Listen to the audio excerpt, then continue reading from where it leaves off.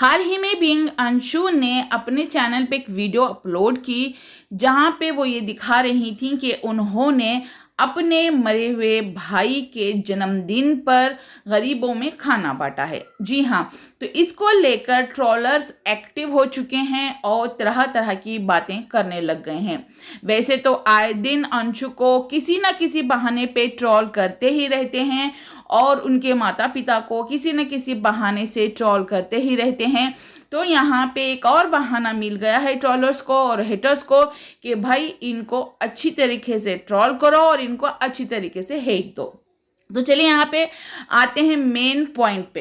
तो अंशु ने अपने भाई के जन्मदिन पर एक पोस्ट भी डाला फोटो के साथ और उन्होंने इंस्टा पे भी स्टोरी भी डाली है और उन्होंने वहाँ पे भी पोस्ट अपलोड किया है। तो साथ ही साथ उन्होंने एक व्लॉग भी अपलोड किया था जिसमें वो अपने पापा के साथ और पड़ोसी भाई राहुल भैया के साथ वो मंदिर गई और वो हॉस्पिटल भी गई और स्लम एरिया में भी गई।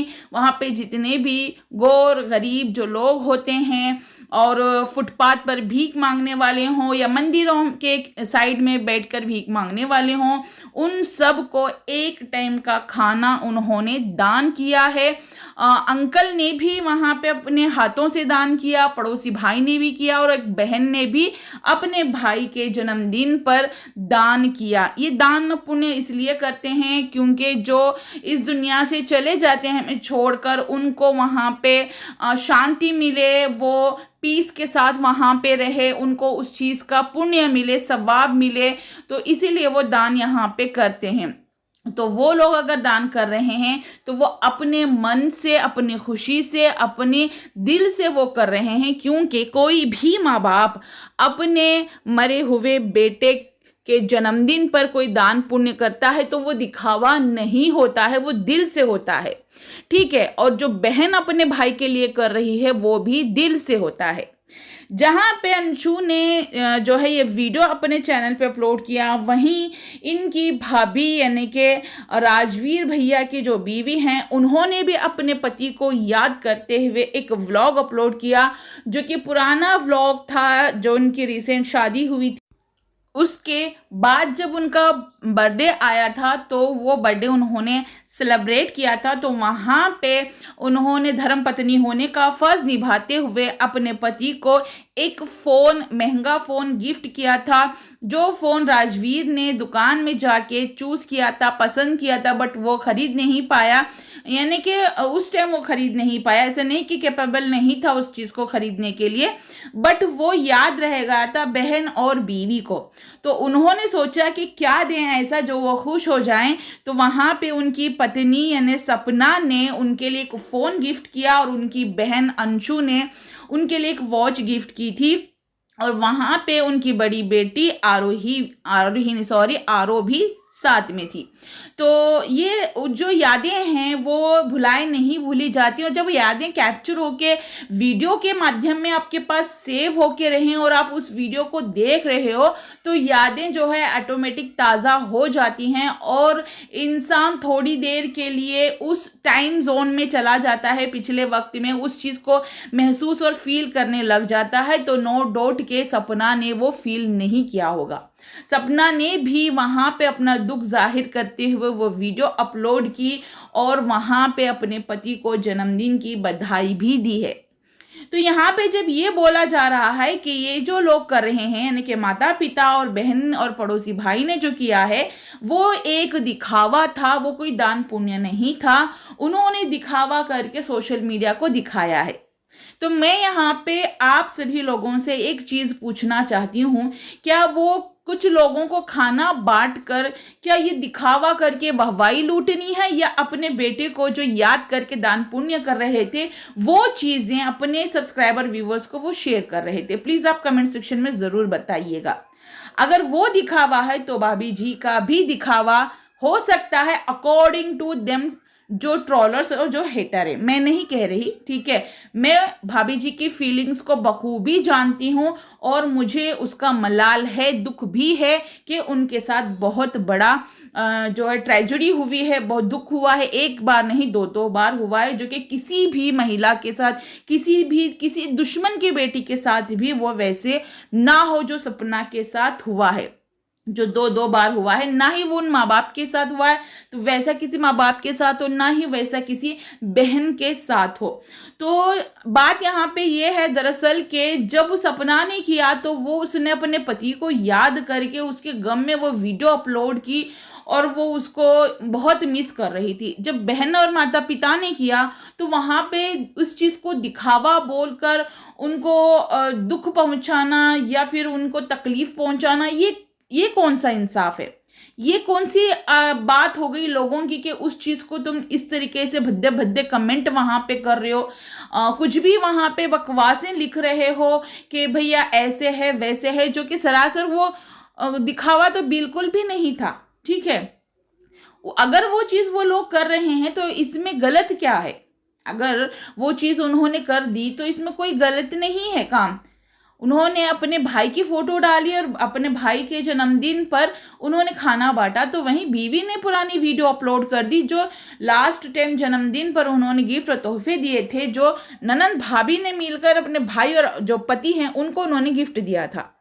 तो भैया वहाँ पे भी जो है वो मेमोरी थी, यादें थी, जो उन्होंने हम पब्लिक के साथ में वो चीज़ें शेयर करके उन यादों को ताज़ा करने की एक कोशिश की है, छोटी सी कोशिश, जो कि हमें भी वो चीज़ अच्छी लगी। इवन मैंने भी उस वीडियो को लाइक ज़रूर किया है क्योंकि मुझे वो अच्छी लगी, क्योंकि वहाँ पे प्यार दिख रहा था, वो इमोशन दिख रहे थे, वो फीलिंग दिख रही थी, वो किसी अपने को खोने का दर्द साफ साफ नज़र आ रहा था। तो सिर्फ यहाँ पे पत्नी ने ही अपने पति को नहीं खोया है, ना बच्चों ने अपने पिता को सिर्फ नहीं खोया, बहन ने भी भाई खोया है और खास करके माता पिता ने उस बेटे को खोया है।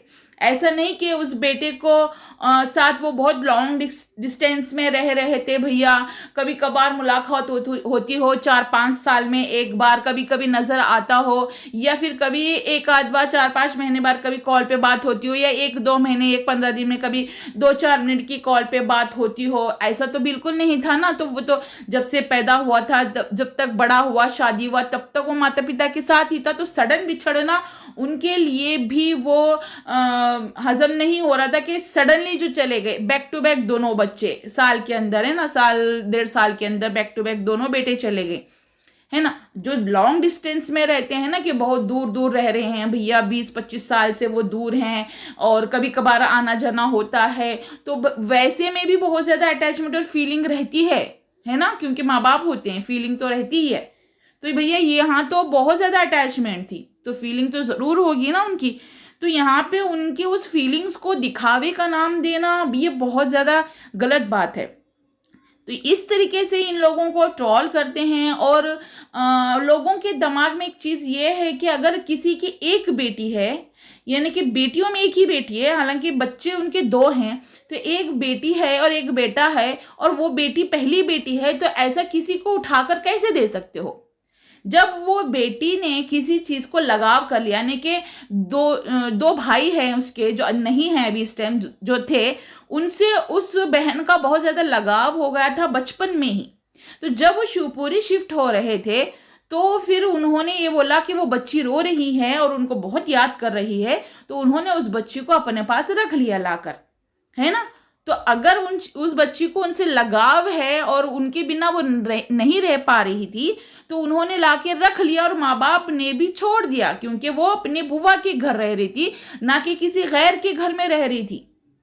बुआ को मम्मी और फूफा को जो है, यानी कि मौसा जो बोलते हैं, बुआ मौसा ही बोलते होंगे शायद, तो उनको जो है वो पापा बोलती है। तो माता पिता जब उनको मान रही है और वो उनको अपनी बेटी मान रही है, तो इसमें क्या बुराई है? कि ऐसा क्यों बोलते हैं कि बेच दिया, या फिर इतना गंदा वर्ड कि मैं सोच भी नहीं सकती कि औरतें हों कि इतने गंदे कमेंट लिखते हैं कि भैया किसी को तुम रखेल बोल सकते हो, बाप बेटी के रिश्ते को इतना गंदा नाम देते हो। शर्म आनी चाहिए तुम लोगों को, तुम जैसी औरतों को, कि इतना गंदा इतना भद्दा सा कमेंट करके जाते हो। एक बाप बेटी के रिश्ते को तुम लोग बदनाम करके रख रहे हो।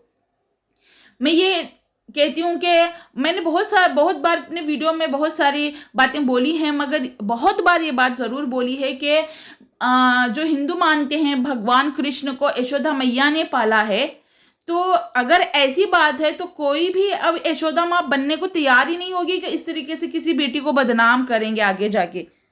क्योंकि उन्होंने जो किया था वो एक एग्जाम्पल, एक मिसाल क्रिएट किया था कि अगर किसी को अपना बच्चा बनाना हो या किसी को पालना हो, चाहे वो अनाथ हो, चाहे वो रिश्तेदार का हो, चाहे वो किसी भी सिचुएशन का हो, अगर उसको वो पालती हैं तो वो लाइक क्या कहते हैं, यशोदा के माँ के टाइप है। ठीक है, तो भैया अब उस जो चीज़ उन्होंने एक मिसाल क्रिएट की थी, यहाँ पे उस पर इतना गंदा और भद्दा इल्ज़ाम लगा रहे हैं, तो ये किस चीज़ को सही बता रहे हैं लोग, मुझे समझ नहीं आ रहा। कुछ लोग इसको बहुत बढ़ावा दे रहे हैं, कुछ लोग बहुत गंदी तरीके से उसको ट्रोल कर रहे हैं। एक माइनर लड़की को आप लोग इतना ट्रोल कर रहे हो, अगर कोई वहीं पे भाभी जी को कुछ बोल देगा तो बहुत ज़्यादा मिर्चियाँ लग जाती हैं लोगों को, बहुत ज़्यादा, कि उसके लिए क्यों बोल रही हो, वहाँ पे जाके ही फैसला करके आ जाओ, क्यों पड़ी है पंचायत, क्यों कर रहे हो, ऐसे बहुत सारी बातें बोली जाती हैं,